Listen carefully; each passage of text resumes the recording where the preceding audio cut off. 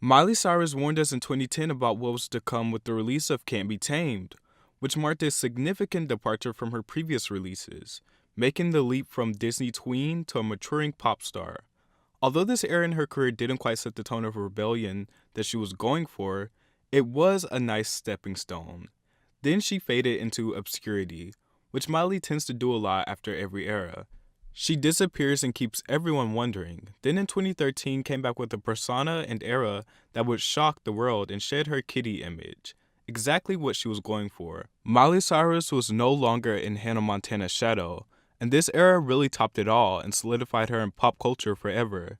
Bangers included many unforgettable and trailblazing music videos, songs, and polarizing performances, with Miley describing the sound she was taking on as dirty South hip hop, but of course still having pop songs in the mix.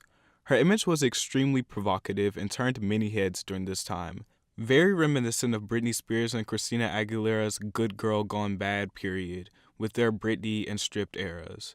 Bangers was major and is arguably the most memorable thing she's done in her entire career thus far. Then, while the Bangers era was still riding high, she released a free experimental project titled Miley Cyrus and Her Dead Pets, which was an odd and scattered face to say the least, not at all attentive.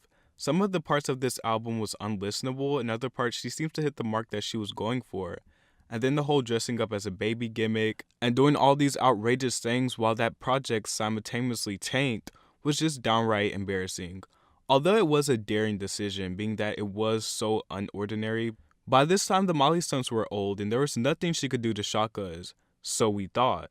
And then she came back wholesome, with long hair. There was no more crazy Miley, just like that. And with the wholesomeness and Sheryl Crow anthems and Elvis aesthetic, came her biggest flop yet. Younger Now, which many people will actually forget that she released. The only notable thing from that album and era is Malibu. The only shock there is that there was no shock. She wanted to channel her country roots and it didn't blow over well, only selling 33,000 copies first week, 45,000 with streams, and receiving mixed reviews, some calling it her least honest album to date. Nevertheless, it was bland. It would have been nice if she came back wholesome and the girl next door image if she came back with good music, but she didn't. It just wasn't a great project. You can't follow something as crazy as Bangers with such an underwhelming project.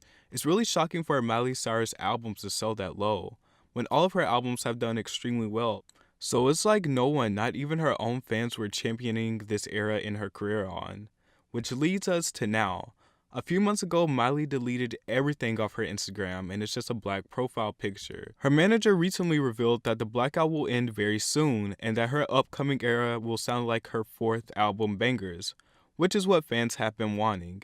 Every social media site you go on, you will see people asking for a Bangers 2.0.